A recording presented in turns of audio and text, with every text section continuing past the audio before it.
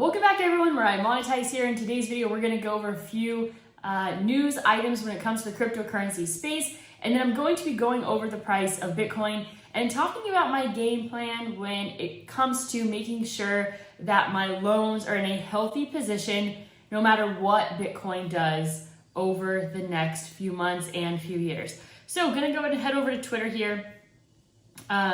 Go over to my likes, kind of just see what's been going up or been going on lately. So this is something to really consider. Bitcoin will survive. The question is, will you? The most important thing over the next 2 years is to manage your risk, okay? So I would say that you need to anticipate 2 to 4 years that Bitcoin will not make all-time highs, and also even anticipate another 50% pullback, okay? In my opinion, that is about on the low side of worst case scenario.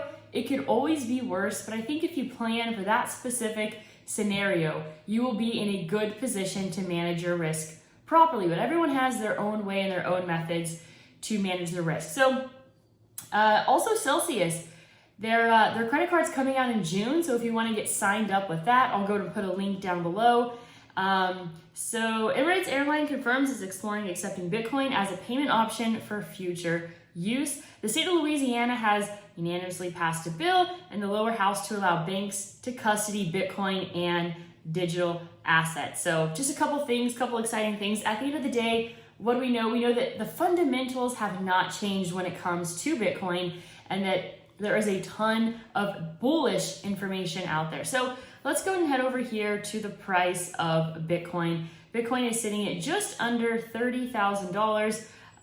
Let's go ahead and zoom out to the 7-day chart here on Bitcoin to see what it's up to. So this is basically the 6th week of a bearish, 6 weeks of a bearish candle.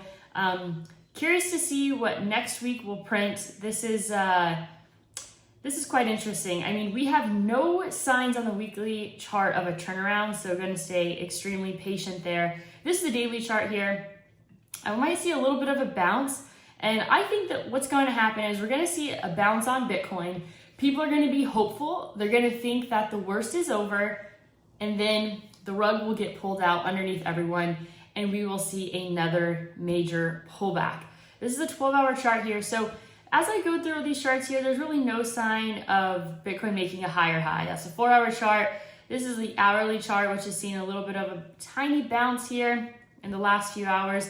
30-minute chart here, looks like it could potentially make a higher high if it goes below, or excuse me, it goes above 29,880. That could see some further, I would say a small further move to the upside. So what I want to show you guys is when it comes to Bitcoin's pullback in previous market cycles. And so back over here in 2017, we saw obviously the Bitcoin top at about $20,000. I mentioned this in one of my previous videos.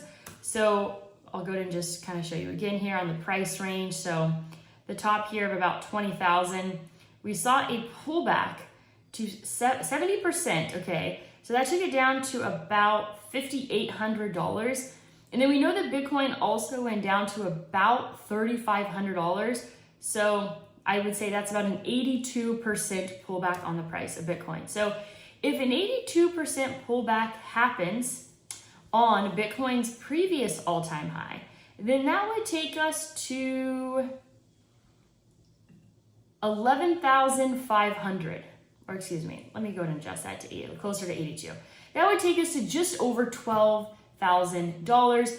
We hear the number 13,500 being thrown around a lot when it comes to basically a bottom for Bitcoin, but I think you need to be prepared for all scenarios. If you're someone that basically has Bitcoin mostly in cold storage, right, and you don't have any loans out, long-term positions, that's fine. But if you're someone that has loans and you have to prepare properly, so I'm going to be taking that into consideration and planning for the potential of Bitcoin going down to $13,000 to $15,000. And you might not think that Bitcoin's going to do that, but like I've mentioned once, I mentioned twice, I mentioned many times, I will repeat this.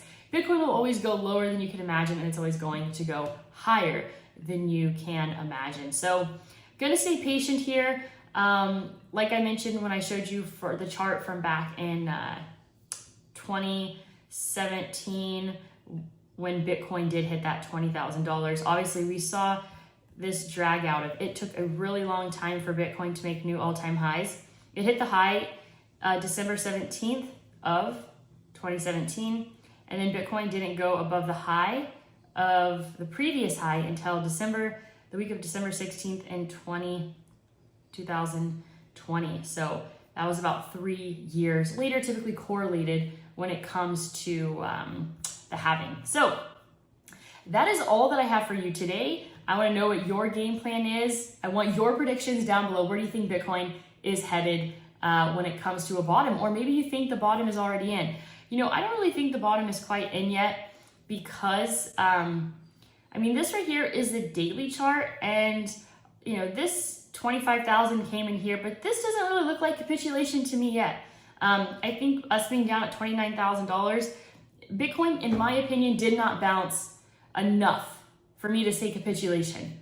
So I don't think we're quite there yet. I think there's more room to the downside. I could be wrong. I kind of hope that I'm wrong, but that is a particular scenario that I'm preparing for. So now this is the end. That's all that I have for you today. So let's go out there and create a portfolio that you love.